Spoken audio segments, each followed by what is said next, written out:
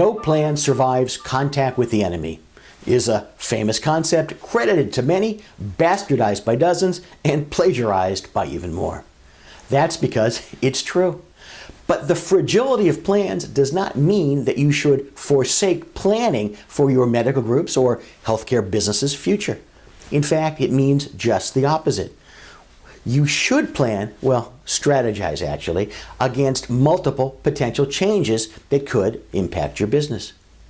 I won't lie to you and tell you that it's possible to be prepared for any and all possibilities, but it's far better to be prepared against many than against none.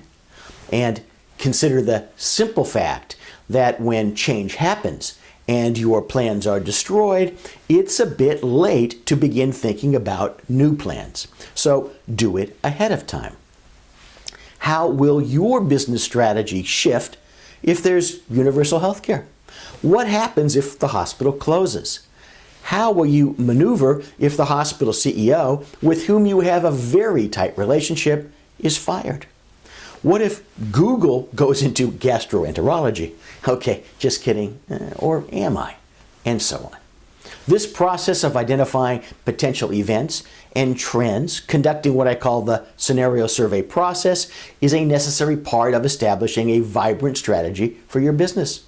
Before going further, it's essential that you understand the important distinction between planning and strategic thinking.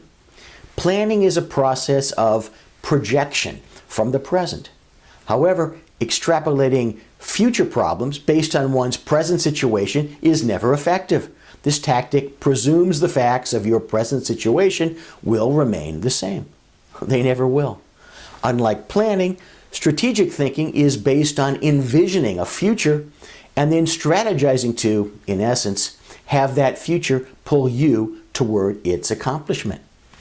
A strategy involves an ongoing, changing process that, if done properly, allows the creators to regularly revisit and alter the approach. In essence, a scenario survey involves identifying as many realistic potential scenarios or conceivable futures as possible. The purpose of the scenario survey is not to identify potential scenarios, judge the odds that they might occur, and estimate the benefit or damage that would result.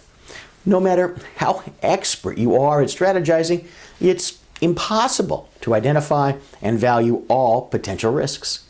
Instead, the purpose of the scenario survey is to identify classes of underlying trends, issues, and questions, and to develop a strategy that accounts for as many possible future worlds as could be.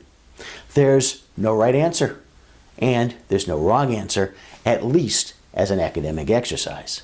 I do this work with my clients, and what we're after is a strategy or set of strategies that will be the most flexible in the face of the highest number of these possible futures. Do yourself a favor and start now. After all, as Mike Tyson has said, everybody has a plan until they get punched in the mouth.